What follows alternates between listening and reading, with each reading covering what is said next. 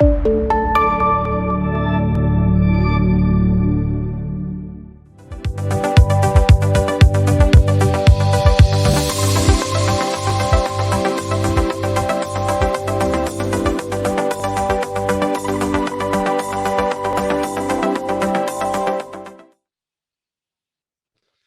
everybody. So this is our final guest, Waiching Wong. She's head of Uber Transit Partnerships. Waiching has an undergrad in political and economy from UC Berkeley, a master's in city and regional planning from Cornell, and has spent her career in the intersection of technology and what I would call city and kind of urban planning in both public and private entities. So such an honor to have you, Waiching. As I mentioned, I always like to start this with learning more about you. Why in the world did you end up in the travel space and mobility space? Oh man, good. First of all, thank you so much for having me. This is a pleasure and an honor, so thank you. Um, how I landed here actually is a bit of two things. I think it's a little bit of an accident and also a little bit of a history. So my father actually, so I was born in Hong Kong. I was raised in California, but in Hong Kong, my father actually worked for MTR, which is the subway station, the subway system in Hong Kong. It's a very storied system. It's doing very well. What's interesting is that also means that I spent my entire childhood until the age of 6 running in and out of subway stations. My dad was a station manager in Tsim Sha Tsui, which is one of the big stations in the middle of the system. And so I just remember being in and around transit all the time.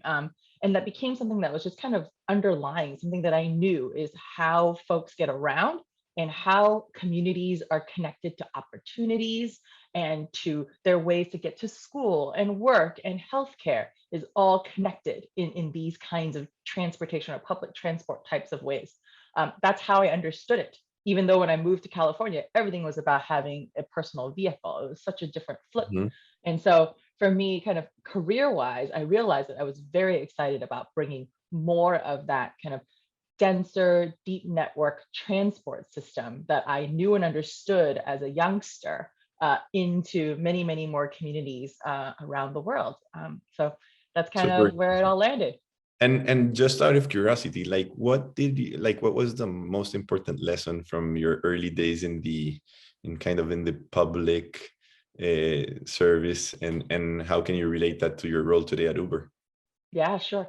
Oh man, let's see. My first job out of graduate school, I was actually working in the Washington D.C. government. So there was a 2-year program specifically for young folks to understand how government functions. And so we actually had 2 years, 4 rotations all over city government. And so one of my rotations, of course, was in transportation because we were building kind of a new streetcar network at the time in Washington, D.C. We were working on new bus network planning. I was very excited to get involved. But the thing that I learned the most is that what is incredibly, incredibly important about public transport is that it's the backbone of mobility for many, many people, especially the folks that can't afford a private vehicle. And so they need us and they need the system. And they need a system to function so that they could live. So I still remember, and this is dating myself because I'm going to tell you how this person called me. They called me on my BlackBerry, right? Wow. So I had one of those government issued BlackBerries and I thought I was super cool because I had one. But lo and behold, I think a couple of people within the community got that number and started calling me about why bus stops were being moved. We need shoveling streets in the snow. It just became one of those things like, at first I was like, oh, this is actually not so great. But then after a while, I was like, this is my lifeline to understanding what it is that the consumer or the customer or like the citizen actually wants. And that's kind of that kind of interaction and that need and that desire and that public service aspect of transport is really something that I hope to bring in with my kind of work every day at Uber. No, that's amazing. That's you find a lot of passion, and I think that's a good segue. Let's jump directly into Uber Transit. I think all Uber Transit for me it revolves around the concept of efficiency. Everybody, I think, in the audience knows Uber. Not everybody knows Uber Transit. So, can you please, very simply explain to the audience what Uber Transit does? Yeah, sure. So Uber, of course, is kind of the app in your phone, the platform where folks all over the world are getting trips and mobility and micromobility and sometimes, food and groceries and packages and all kinds of different things. So it really is a platform for moving people and things, everything that's kind of important to us. We would love to see it, move, or we can connect the movements via our platform. And so Uber Transit is a dedicated team within Uber that has a global remit to kind of bring our best technology to the public transport sector and finding ways to kind of bring those two pieces together to bring more mobility, more innovation to both sides of the house, frankly. There's lots of things that us as Uber Transit, we learn, also from the public transport ecosystem. So how that works and how that functions for us is a couple of ways. So there's about 200 of us on this dedicated team. We started some of our first partnerships started in 2015, 2016. And really, those kinds of partnerships came out naturally. There were a lot of times, public transport agencies in cities would basically ask us, Uber, actually, could you all help us with moving, grandmas, moving folks, to their medical appointments and things like that. And so we started kind of doing it already kind of in a piecemeal fashion. And then over time, we realized, actually, this is just one of many of the things that we ought to do within our ecosystem. This is what we should be doing. And so now this dedicated team, we work on these partnerships that do kind of the rides and the mobility side as well. So part of making sure that we're providing some of those trips to the places that folks need it, and also helping public transport agencies in times and places where it's hard to use, fixed public transport. So that's one set. There's another piece of it that's really leans much harder on the technology side. So really using our software technology, our platform, our matching technology, all the things that we've done over the last decade plus to really create seamless mobility and say, can public transport agencies or companies actually use the software and platform to be able to better serve their constituents? So that's another piece of it as well. Within that tech space, is also something that you can see as consumers in your app. So in Mexico City, if you open up the app, you actually see Uber as one of your trips. Of course, you can see Uber X, but you'll also see transit. You'll see transport in there as well. We want to be able to surface those options, show folks how to take that journey, go all the way to ticketing if we can. So then that way we can create seamless trip options for folks in app. So really kind of rounding out this view of Uber as a full mobility platform. We want people to be able to safely leave their cars at home if they have them, use the app, and find many, many ways to get around. Provide accessibility to mobility in the palm of your hand as fast as possible. Exactly. And Waiching, and I think it would be also very helpful if you can kind of walk us through like one of those partnerships. And I don't know, you pick one. I saw that you operate in Denver is one of your earliest markets, Atlanta, I think more recently in India as well. If you can just kind of how it works, like how you approach them. Sure. Yeah. Let's actually use Denver, mainly because Denver actually has multiple partnerships with us. So we can actually walk through a few different ways that we partner with an agency. So Denver RTD has a light rail system, also has buses, and also has a paratransit system, a kind of demand response system, specifically for people that aren't able to physically or for any other reason cannot make use of the fixed route systems. So they have those kinds of three things. And our partnership with them actually first started on the ticketing side because they kind of had a very strong leaning towards trying to find ways to enhance and have seamless mobility. They were really thinking of it from a lens of they have customers on their system, but those same customers are also getting used to having Uber in their app, getting clicks of buttons and getting trips. And so they were thinking, well, how do we actually, change or think through different ways of provider service models to kind of bring it into where the transport ecosystem is right now, kind of the technology forward type of way. And so we worked with them and also our partner Masabi. Masabi is a ticketing vendor that is already embedded in Denver RTD systems. So we basically worked with Masabi to get the ticketing piece into our app. And so now what you can do is if you, let's say, get out of the airport in Denver and you're at Denver International Airport, you're sitting there and going, okay, I'm just going to go ahead and hail an Uber from an airport because that's what you do when you're in your home city, perhaps. And if you go in there and you take a look and you look for that Uber, we'll actually surface for you a transit trip. We'll show you that you can take the train from the station to, let's say, Denver Union Station in downtown. And then you can actually click through, the QR code will show up on your phone. The payment happens through the Uber app and you're on your way. You don't have to download a separate app, ready to go. It's seamless mobility. So that's kind of where we first started working with them. And then after a while, we kind of really built that relationship with them and started talking with them about kind of all the other potential different things that they might want to do to kind of help enhance the services that they're already providing.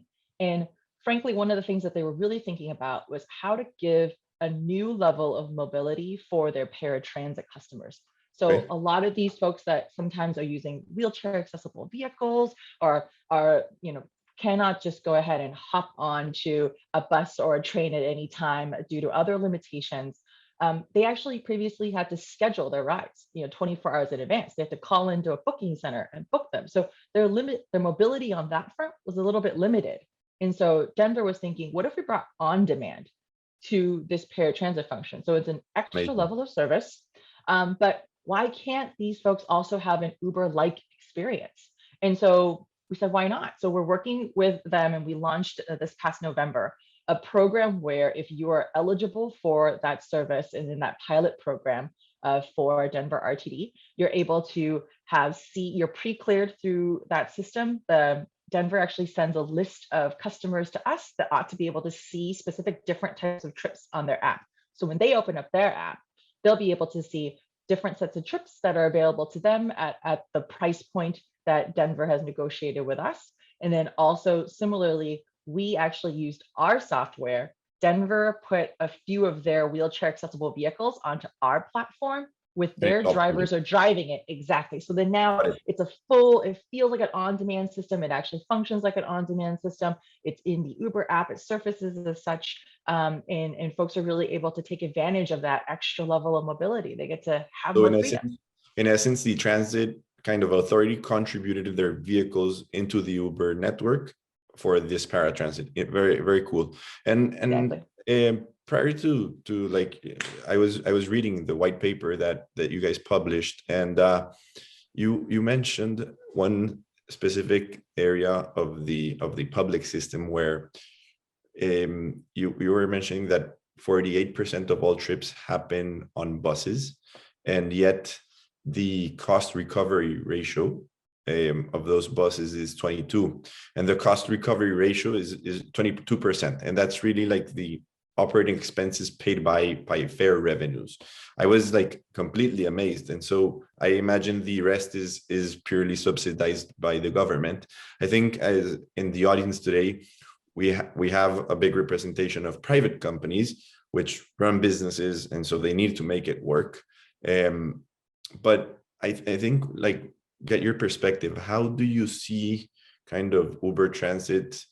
Do you see yourself partnering with private entities in the future as well, or how do you think about that? Yes, no, we definitely do. And so for us, we frankly kind of see the entire, transportation ecosystem as something that we want to be a part of. We want to be able to bring our best technology to bear for any of these organizations. So I would definitely open to it.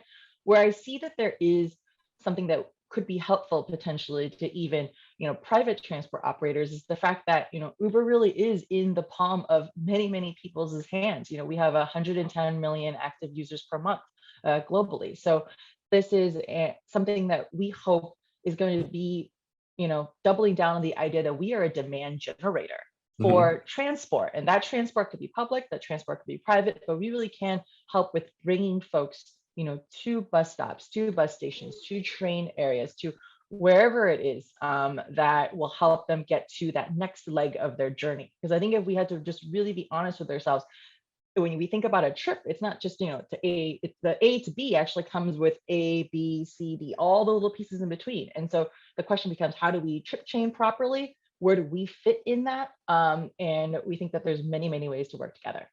Yeah, great. And now I would want to move to a section, Waiching, on the challenges and the opportunities in the ground transportation sector overall. I think you have spent a lot of time, like, from different angles, like just understanding the consumer pains. And we, for example, at Reservamos, we think that there is challenges that are secular and happened way before COVID. And so one of those that I would point out is really a lack of investment in technology. We have performed multiple studies, and we see that in the airline industry, the airlines invest 5% of their revenues in IT, and in the bus industry, that is less than 0.5%, which is amazing. Yeah. And really that leads to a lack of data, and data is one of the key levers to understand the consumer better. So I just like, from your perspective, what are the main challenges that public and private companies are facing today? Yeah, Sebastian, you put out, that's a really perfect point, because I think it's just so hard, right? I think we all know that when we think about how tough it is to have really strong fare box recovery in the public Mhm. space, we understand that very similar challenges are happening for private operators too, right? There's lots of fixed costs. There's vehicle maintenance, there's staff, there's labor, there's operators. There's many places where we really just don't have the ability to hold back, right? We do want to provide that extra level of care to all the vehicles and the drivers, because we want to, safety is paramount, right? And so I think a lot of those things are harder to push around the edges. But I think this is where public-private partnerships can come into play. It could help, right? So for example, I will say that what is exciting about working at Uber, the technology firm as well, is that we do leverage the fact that we've got lots of private side investment into an app that agencies, public or private transport agencies, could leverage and use, right? So in a way, we're helping to bring that technology to it and not have that be a line item that someone has to spend money on, right? And so please spend more money on your operators, please upgrade the vehicles, go to electric. Like, these are all the things that we think that transport companies ought to think about, doing. Is that there's probably better ways to spend your dollar. It is probably one of the things that we could potentially be thinking of. But I think one other element to that is you brought up a really good point of having more data and understanding the customer better. So I think things like Reservamos SaaS that you all are working on is really helpful for operators to start understanding more about their customers, so that way they can start to right size their services. So that is one of the concepts that we've been thinking about very much at Uber, is that because we have such a strong kind of demand, like background and experience in on demand, it's not even just on demand as the vehicle needs to get there at that particular time and shouldn't sit there and wait for the customer or wait for a particular runtime. We're also thinking about it as right sizing the vehicle. Should we send a two-person vehicle? Should it be a higher capacity vehicle? Can we actually fill all the seats? Can we basically leave no seat empty?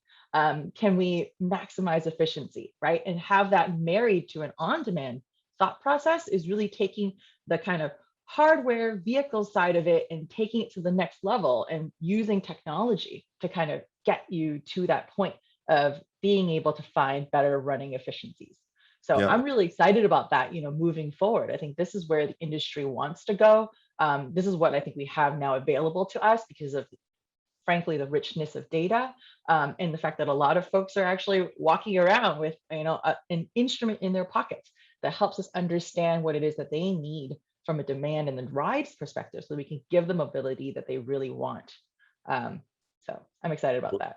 No, me too. And I think I think you guys also argue that the overall system has the potential kind of to offer a more equitable service and at a lower cost, and still deliver like better service to customers. And I really cannot agree more. I think one of the biggest benefits of adopting technology throughout kind of your bus operations and your rider experiences is to reduce friction.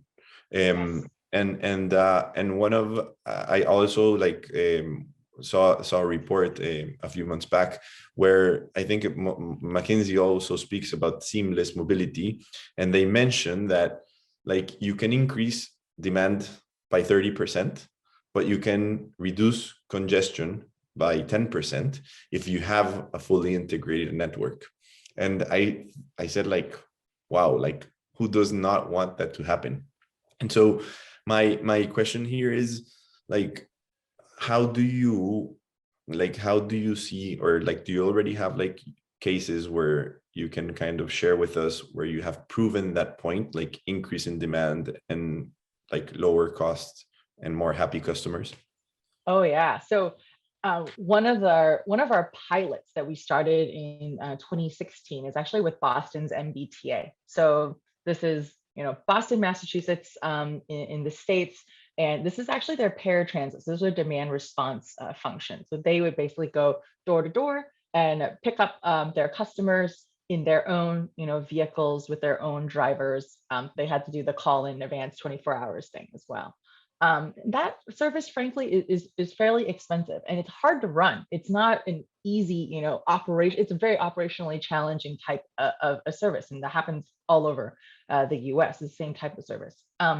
And what they ended up doing is they actually had the foresight to think to themselves, well, what if we basically pushed some of that demand onto Uber, onto a TNC network, onto something that's more on demand. Some of these trips can be serviced by vehicles that are not wheelchair accessible, and that's okay. And so they were looking at their ridership and thinking to themselves, there's probably a better way to do this. And so we had a pilot that started in 2016 where some of the customers that don't need a wheelchair accessible vehicle could actually go ahead and get an Uber trip instead. And that brought their entire program cost down from, I think, $46 to, I think, 30 something at the end. I have to find that number for you. But the point is that the cost per trip per customer went down.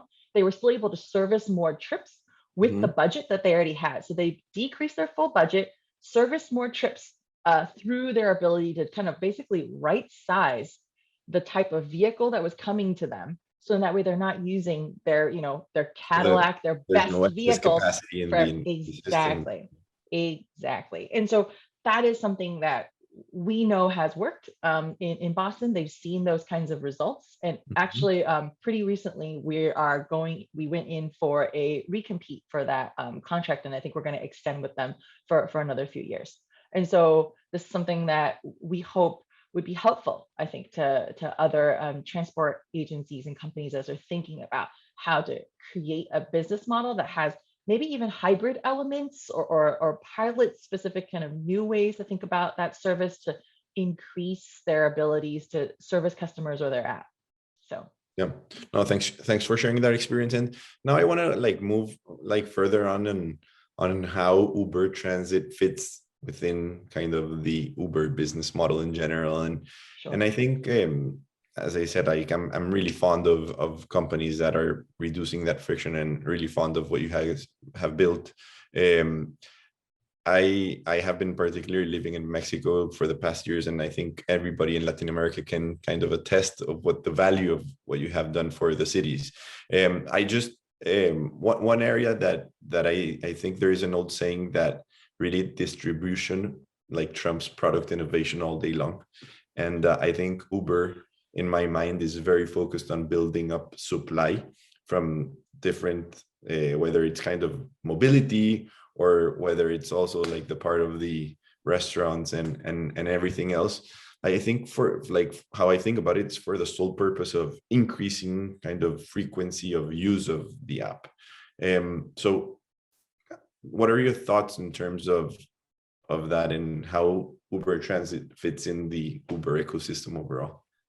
yeah, so that's a great question. And I think I will answer a little bit by going back a little bit towards the beginning, which is kind of the idea that building out the entire platform of Uber, being able to have it be kind of the place where the people want to go to fulfill their needs in relation to micromobility, even so scooters and bikes and other things, in addition to transit, in addition to groceries and eats and like sending packages and receiving them. I think for us, it's about mobility solutions, writ large, and being able to have that kind of large, rich ecosystem of options for users really just maximizes value. We want to delight the customer. We want them to know that when they're going in, they're going to see something new, or they're going to be able to trust, what is going to be available to them on the platform. So I think for us, it's about creating something that we love, that we want to use, and that will be something that folks will come back to again and again and again.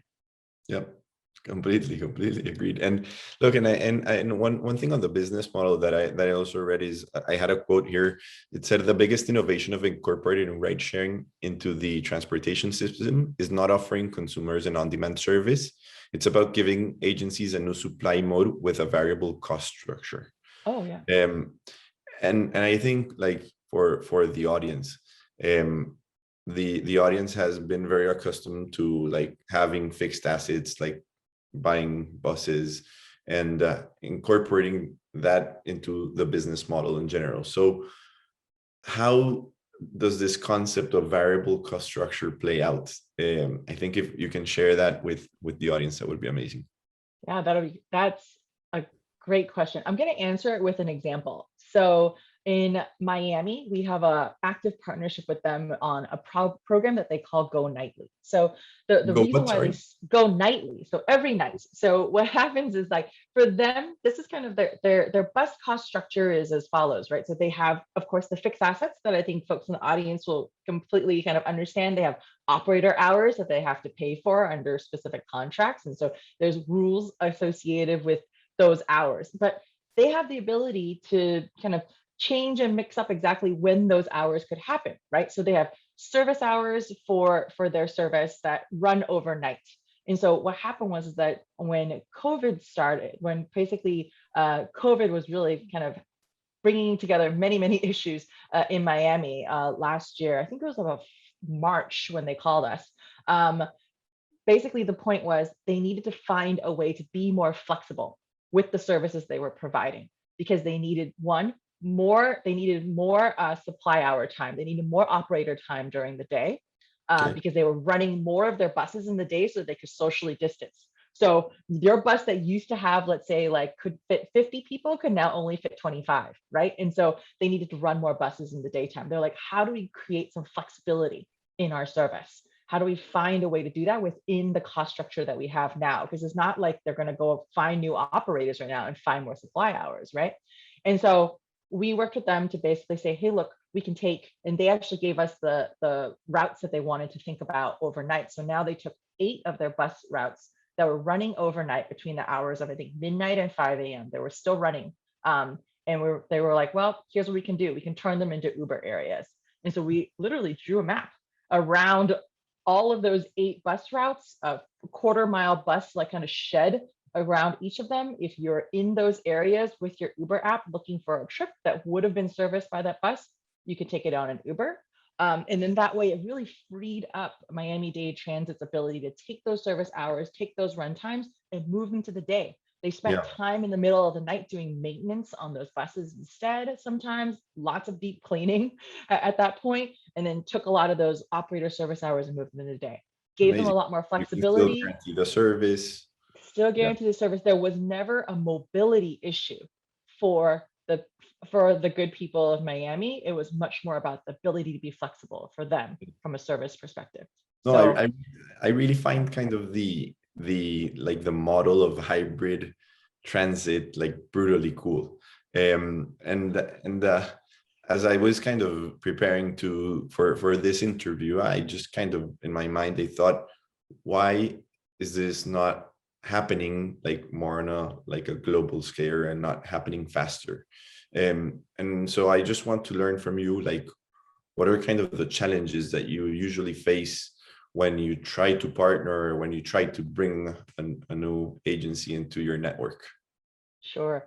And I think, firstly, I think we just have to acknowledge that it's not for everyone and it's not for every service, right? And so I think some of this is also just to, I think, fully respect the fact and understand and appreciate that a lot of times, public transport is the foundation and the backbone of a lot of this mobility, pretty much all of it. And the question becomes, how do we fit in? And the idea of potentially having Uber, the technology or the rides, fit into a solution or fit into an ecosystem within an urban area has a lot to do actually with change management and ideas within the agency itself, right? So I understand fully that the proposition is also, hey, look, we offer a new set of tools, but you have to also think about how you want to use them. Is that even good for us? And so a lot of, I think, our discussions with agencies and with governments and with communities really is around that. Is this the right solution? Are we bringing the right pieces to bear? Should it be something else? Or which parts of your service could potentially could this be helpful for? So for example, in Miami, it was really about that late night service. That was a good fit. And the question becomes, could it be a fit in other places as well? I think that's, up for discussion and something that we're still working on, with agencies on. And So I want to touch upon that point that you brought up, like the change management side, and I think like as I kind of relate like this conversation to Latin America, like that change is just kind of hard to get, because there is also a lot of like kind of pulling away from these partnerships. I think a lot of people are very kind of nervous of having a relationship with Uber, because they might think, okay, like my passengers are just going to go onto the Uber network and I'm just going to be kind of a displaced supplier somewhere. And so yeah, like what would you kind of tell them in that sense, like how from the partnership that you would try to build? yeah, from our standpoint, our goal is to get to a very resilient and robust, transportation ecosystem. And transport's the main piece of it. Transit's the main, So for us, our goal is always to see if we can drive more ridership, more customers, more eyeballs, to the transit agency. That's the way that we're approaching it. And so but I do believe and understand that that's not something that is going to be readily accepted as the way that Yeah. that folks think is happening. And so for us, it's also about showing up. It's also about during times of COVID, calling and just being there. Also providing free vaccine trips when we can, finding other ways to contribute to the community, so then that way folks know, hey, look, we're here to stay, and we're here to help. And we want to find a way that works, best for you and your system and your customers. And so that's something that we hope is kind of central to the way that we approach partnering. And also, maybe the other point to suggest is that there's a reason why for us on the Uber Transit side, there's so many ways to partner with us and to be involved. Sometimes it is through ticketing, sometimes it's journey planning, sometimes it's using us as a software, sometimes it's potentially rides, late night or in places where a full, 40-foot bus is not the best solution.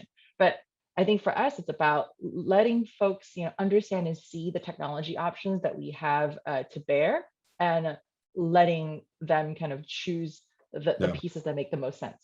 No, and I think it's very smart, because the needs of a very small city are very different from the needs of a mega city, as you see in Latam, and you need to adapt your model to kind of satisfy the needs of that each market. So now I think we have a few minutes left. I want to turn into the future. I think you and I both agree that the future will be more dynamic in the mobility space. Like this will mean a future where there is going to be a lot of kind of network redesigns. They will be frequent. Companies are going to be re-examining kind of and exploring new modes of integration. And yeah, like I'm just curious of your thoughts on that dynamism, and then kind of the velocity at which like the tests are happening and you think should happen. Yeah, that dynamism is what drew me to transit in the first place, and is keeping me here, right? I think we could all say that it's been an incredible journey, the last, 10 or so years, just watching how transport has changed. And a lot of it has to do with digitization, right? A lot of it has to do with the fact that we're able to put plans and designs on the cloud and collaborate, and also find ways to integrate user data into that as well, right? I still remember when I was first a transport planner, we actually had to sit in buses and physically count people, right? It was just like we're moving very, very far beyond that really quickly, I hope. And so for me, I'm really excited to see people take on this data and find ways to really be bold about bus changes and route changes, and ways to think about making sure that the transport system is doing what it is intended to do, which is to connect people to opportunities and what they need, right? And so a lot of times, yes, that has to do with land use changes and all of that other stuff, but I think there is many things that we can do with data to start understanding it in a more dynamic manner. And so I'm excited about it. I think people are already starting to do it.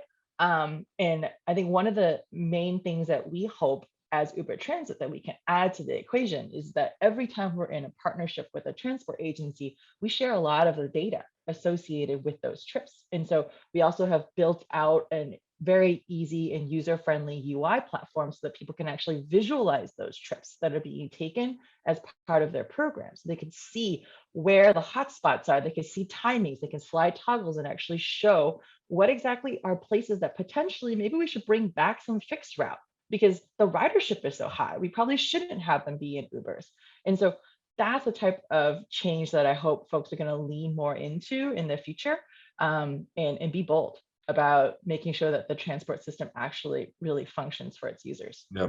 And then I think one final thought, like the throughout like the whole event that we have organized, one topic that has surfaced a bunch is that of talent.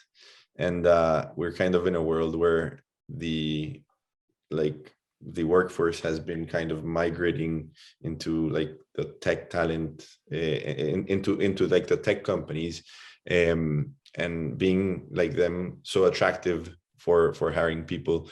And like, how do you think of talent when you're addressing kind of this like hybrid mobility challenge? Because also you mentioned that in one of the biggest like triggers for changes kind of changing that mind, and how does that play into this whole vision that you guys have? Yeah, that is a trickier question to think about because you're asking a question about, what should the workforce of the future, in a way, be like, um, and how do we make sure that they succeed? I think a few things. I think one, which is really interesting, is that if you look at kind of trends with workers, folks are Hmm. actually staying in tenure not as long as they used to previously. So folks are True. really kind of moving around, finding different ways to engage in the public sector, sometimes in the private, and sometimes in nonprofits, and sometimes in tech, and sometimes back in other places. And so for me, I think we're actively and almost organically creating a workforce that is watching those dynamics and making those connections naturally, right? Because it's actually something that is part of the DNA of who they are, that they're trying something new, that they're also looking at it from a different angle. And I really try to encourage that because, at least from my perspective, and of course I'm biased because that's also kind of a little bit the way that I've been, is that there's so much to learn within the transportation ecosystem from all these different players, and stitching them together has been a joy. Or it's been one of those things that's just been really exciting to kind of more truly understand how all the puzzle pieces fit together. And I really think that we're going to get to stronger, more innovative solutions once people are able to incorporate more different viewpoints. And I think we should try to encourage that somehow. We shouldn't always, for example, stay in tech and have it be tech from the beginning to the end of your career. Maybe you'll be very blessed to do that, but it's also maybe potentially there's maybe you're leaving opportunities on the table by not taking it or thinking about it from a different angle. Yeah, and So I encourage cannot it. agree more. I think as we promote the diversity of thought in the workforce by integrating people that have participated in different angles is kind of the key to success, to continue to innovate and find better solutions. Well, Waiching, I think this takes us to the end of the conversation. I think it has been, for me at least, wildly entertaining. Oh, You thanks. remind me of the importance and kind of the desire to create like what I would say like are win-win situations, right, in everything that you do. And I think I live with the impression that I think you can be good for society overall, and to business at the same time. And I think that's what you are trying to do at Uber. And so that's kind of the impression that I have. But before I close it off, I always have one last final question. What really excites you personally from the future? I am really, really excited about this renewed and invigorated global push for more equitable solutions. I want more voices to be heard. I want us to find more different and exciting ways of meeting those needs dynamically. And so I'm thrilled about that. Amazing. Well, what a way to finish our first conference ever. Thank you very much for participating. It has been a blast. And I hope that we all continue together pushing the boundaries of thought in the mobility space, because it is very much needed in the Americas. So with that, thank you, everybody. And Waiching, thank you for joining us. Thank you. Thank you all.